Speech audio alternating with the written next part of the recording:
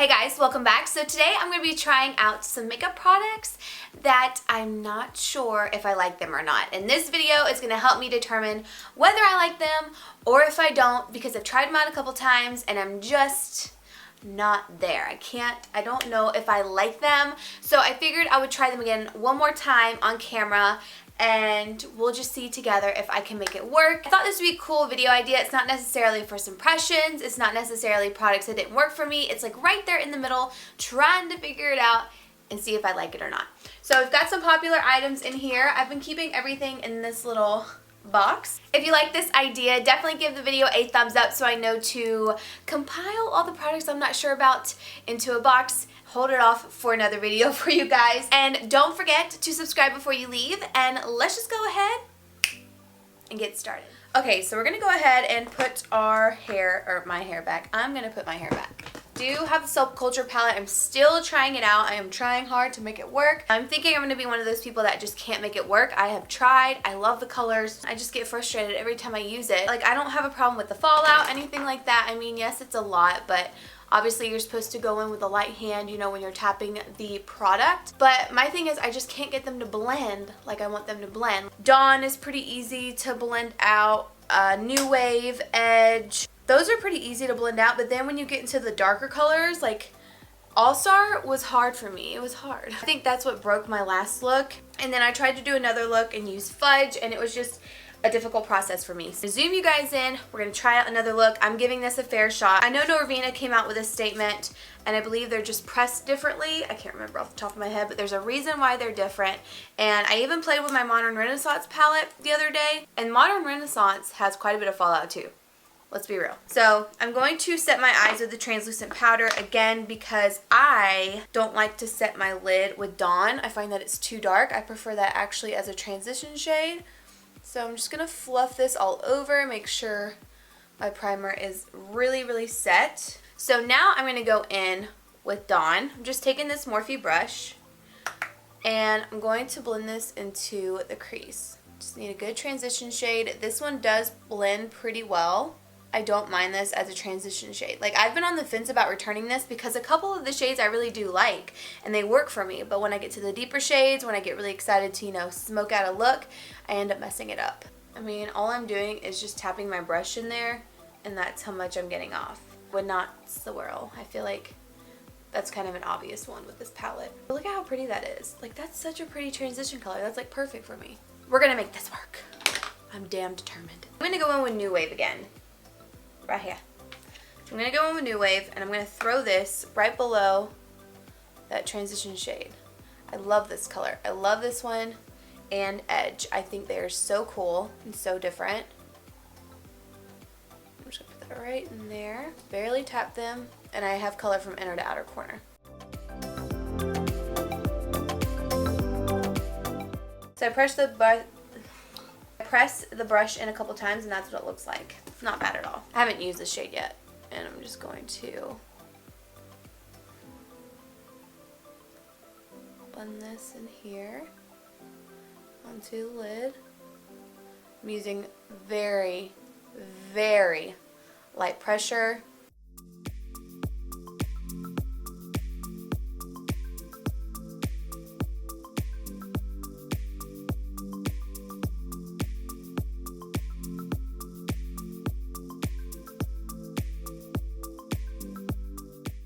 I'm going to take another blending brush. I'm going to go back in with New Wave and again try to blend this edge, at least make it look a little less noticeable. Very lightly putting pressure in the crease. I'm going to go back in with whatever is left over on this brush and try to really blend out the edge. I'm going to dip in one last time, just a little tippy tap. Work from the lower lash line up.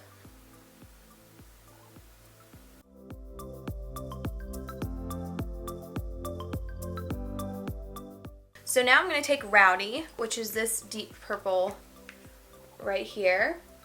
And I think I just want to put this in the very outer V. Let's do this eye first. Just to deepen it up, kind of act as like a black.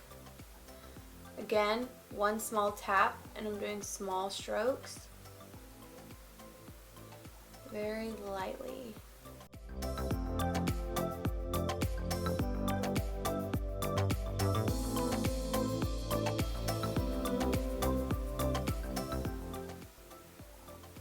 Okay? Look at that, like, you see that's like, go back in with that shade that we used with Untamed and try to just blend this little choppy part right here. I didn't put any extra product on here. I'm just using the brush and whatever is left on there and lightly blending it out. Do you guys see in here where it's just getting patchy and not working for me? I just find that I have a very hard time with this palette. I think it's beautiful, and I think some people have created really beautiful looks with this palette. And trust me, if you like it, that's good. I'm glad you like it because you spent your money on something that you really do enjoy. But for me, I just find it difficult to work with. And even though this eye is coming out way better than it did, I just feel like I spend so much time just working with it. Okay, so now I'm going to go in with a flat shader brush. I'm going to use my MAC 242. This is what I like to use to pack color on. So now I'm going to go in with the shade Adorn. I don't think I've used this shade. Actually, I think I used it the other day in a video. You guys didn't see me apply it, but I did it for a makeup look. And I'm just going to put this right in the inner part. Like so. This one has quite a bit of kick up, but it's okay. I'm going to try to use this to help blend that line. This one has fallout to where I can kind of feel it going in my eye. So just FYI. You know when you get to a certain place in your eye makeup and you're like, I don't know if I want to keep going because I might mess it up? I'm kind of there. So I think I'm going to stop here. I do think it's pretty. I don't know, man. I can't. I'm not trying to go with the crowd and say, oh, it's awful.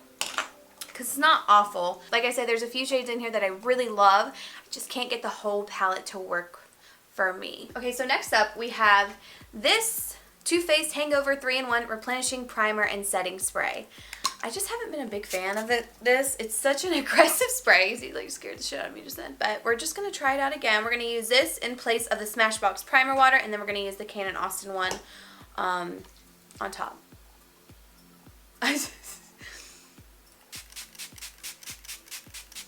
It's just not a super fine mist like this one, but I mean, it still feels good. So I have tried 2 different drugstore primers out.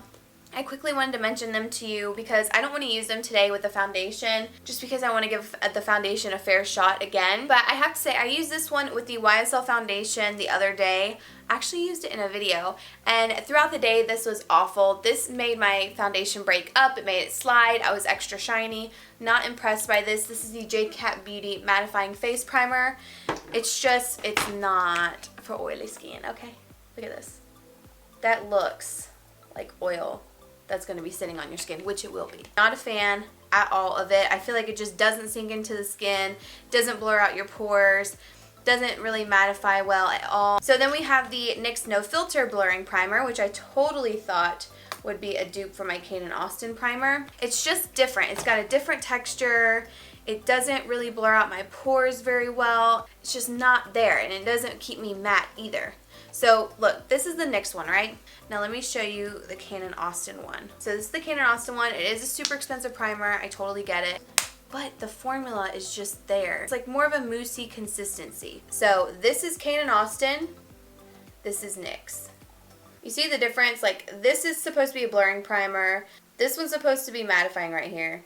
And then this one is like amazing. I mean, it does have a tint to it, as you can see, but it blurs everything out. It is that moussey consistency, so if you're dry, I would stay away from this.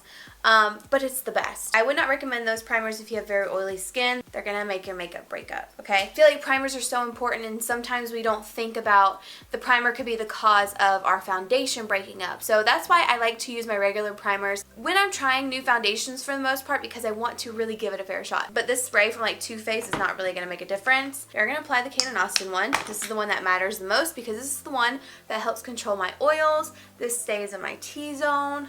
And then we have a few foundations that I am questioning. I do have these Sephora stick foundations. This is in the shade Maple. They're the foundation and concealer sticks. So I got these a little while ago. I actually tried to film a video with them and I hated it so much I quit filming the video. As well as this First Aid Beauty Protection Skin Tint. No, this was bad. I also have the Milk Makeup one, but I did a full video using that, so I'm just going to keep that sitting to the side, and we're just going to go ahead and play with these again. I found that these are really cakey. They didn't make my skin look really beautiful when I tried it last. I don't know, it just wasn't my favorite. So I have the shades Bamboo, which looks like that. I think Bamboo is just too yellow for me. And then we have Maple. So I'm going to try Maple again today. I love the Hourglass Vanish Stick Foundation. I think it's beautiful. We're going to try this again. So I am just going to use a flat top brush with it. This is just heavy. Like, do you see how it's emphasizing my pores right there and my texture? Yes, it covers some, but you can also see some of my redness peeking through. So I would always just add a little bit more in those areas. And to me, looks cakey. Like I said, I'm trying to give these products a fair shot, but every time I apply them, I'm just like, oh gosh, it's just not pretty on the skin. It's not as full coverage as like the Hourglass one. The Hourglass one I find is definitely more full coverage. Look at it. Oh my god. So I don't know if you can tell on camera, but it's just kind of like breaking up in this area. It is attaching to any texture, especially here in the center of my nose. It doesn't do anything for my pores over here. Do you see? It just looks cakey. My chin, it's just not cute. We definitely need some concealer on because I am dark today. It looks like I had no sleep. I did have some sleep, so I don't know why it's looking like that. But I'm going to use the Dior Forever Undercover Concealer. I'm on the fence about this because I just don't feel like it's worth the money. I feel like to me it kind of looks like a drugstore concealer. It'd just be me. We're going to do one side. It kind of stings the skin as well. Just FYI. This is more of, in my opinion, like a medium concealer. It's not terrible, but it does kind of burn my skin and my eyes, and it's I don't know.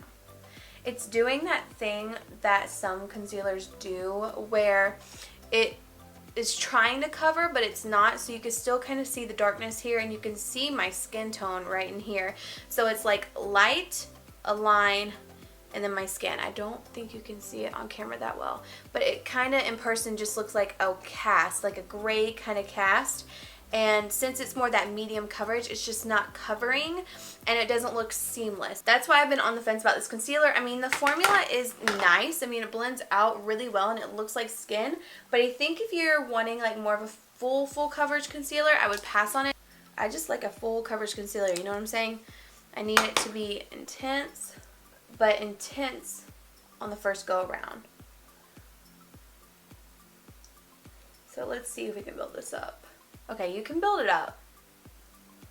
I give it that. My eyes like starting to water. Okay, that looks better. You can build it up, but I still see quite a bit of skin right here, like this little, see this little line? Like from far away, it looks okay.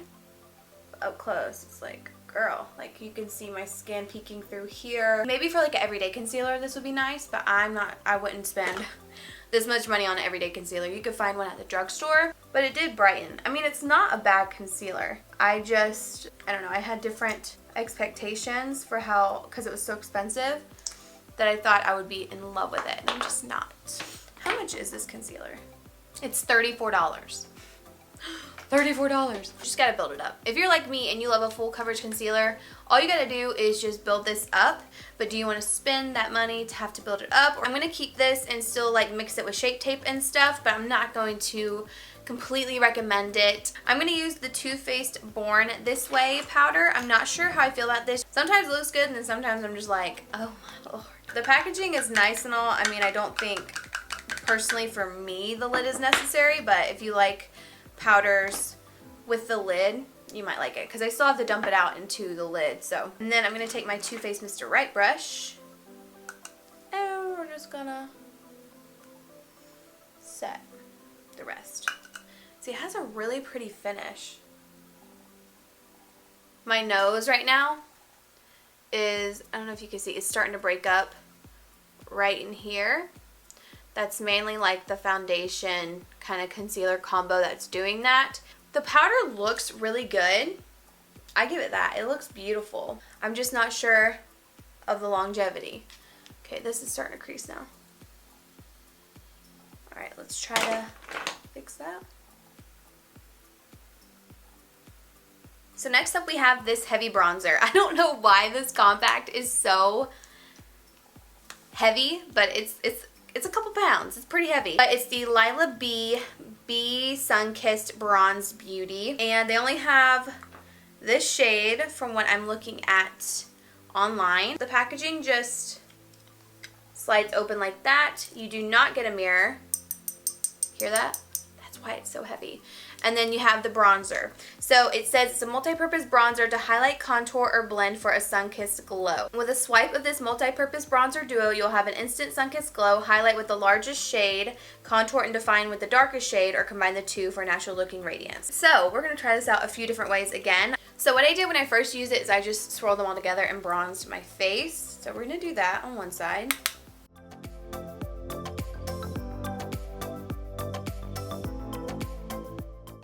What it was, but about, like, I think what was throwing me off about this product was the packaging. I just wasn't obsessed with it, but it does look nice. I mean, it gives a really intense bronze look, so I'm just gonna blend that out. So it blends out pretty well. I do like the color. It's more of like a natural tan color, so I am on the other side just gonna take a little bit less to bronze. This is $42, by the way. It says, highlight with the lightest shade, contour and define with the darkest. Okay, so I'm going to contour define with this one. This is a Pure Cosmetics brush. It's from like the new Trolls line or something.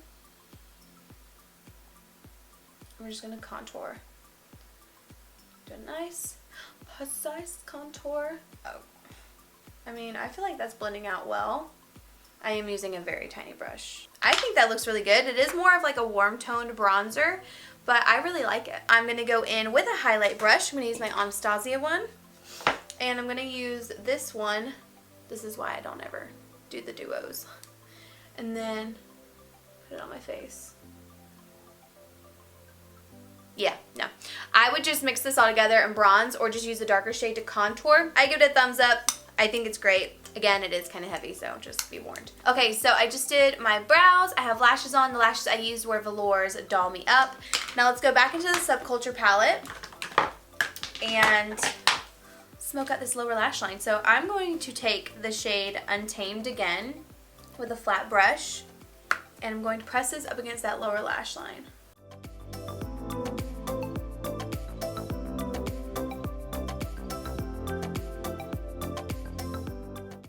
Now we're going to take a pencil brush and we're just going to use the color Dawn right here to blend that out.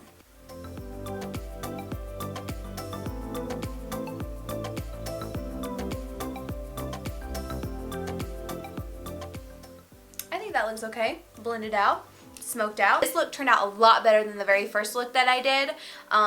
And I definitely just think if you're going to buy this palette, just know you're going to have to really work with it. If you're not really into makeup and you're not willing to put the time into blending it and really trying to find the colors that work well together, then I would say pass on it. I've been using glosses quite a bit lately, so I was really excited to test this out. This is Too Faced Melted Latex Lip Color. The one I'm using today is Peekaboo. I forget what shade that I had used the other day. It was probably this one right here, actually. It was the shade Hopeless Romantic. Pretty sure this is the one I tried out in the video, and I didn't really update you guys on how I felt about it, which I apologize. I completely forgot about it. I wore this for probably an hour, and I just got so irritated wearing it because it would constantly get on my lips. Like, I mean, I wear glosses quite a bit right now, and they don't always get on my teeth like this does. This gets on your teeth, and you really have to scrub to get it off just because it's such a thick gloss, hence the latex part, and it just wants to stay on, but it gets all over your teeth. I am a paranoid girl when it comes to stuff being on my teeth, lip products, anything. I'm always like, anybody I'm around, y'all better tell me that's not on my teeth. Anyways, that's the problem I have with these. I just can't seem to get them to want to stay in this one area. They just want to get on my teeth or on the outer parts of my mouth. I'm going to try this again, and I'll let you know down below in the pinned comment what I think. But this, I mean, the shades are beautiful. They have so many pretty shades. They also have a clear shade you could put on top of a matte lip, which I thought was really, really cool. And it's just a really thick gloss. So pigmented. I mean, they're beautiful. Here, and just this area.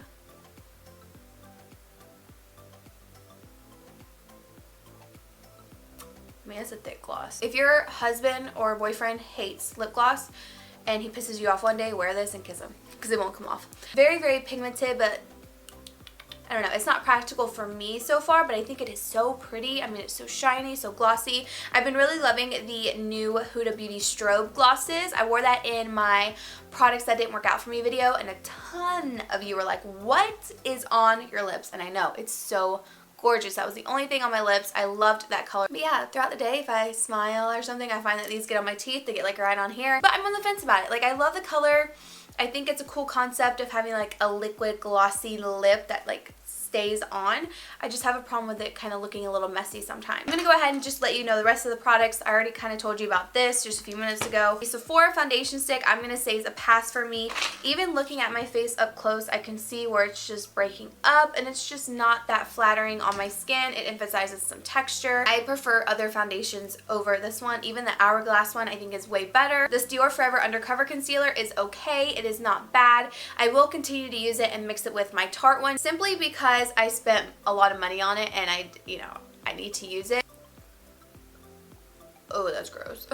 Next up is the Too Faced Born This Way powder. I actually really like it. The more I use it, I really like it. It's just the longevity of it. Oh, here we go. It's just the longevity of it I'm not really impressed with. I just find that sometimes it gets a little heavy looking throughout the day if I'm not careful. I'm about 85% liking it. But I will keep you guys updated on my hits and misses and let you know. But I mean, the finish like right now, it is nice even though the foundation's not working for me. The powder doesn't look heavy or anything. It just set the product, and I still have some glow to my skin, which is nice. So I still think this is nice. I love the Born This Way line. I love the concealer, the foundation, and I think it's cool that they came out with a powder. The Too Faced Hangover 3-in-1 Replenishing Primer and Setting Spray. First off, I don't really use stuff like this for setting sprays. I don't really believe in setting sprays, believe it or not.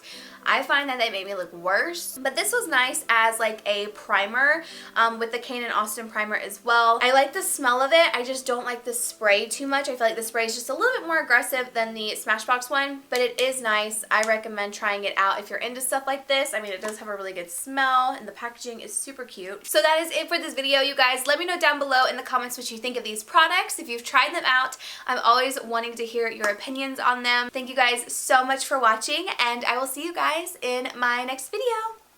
Bye.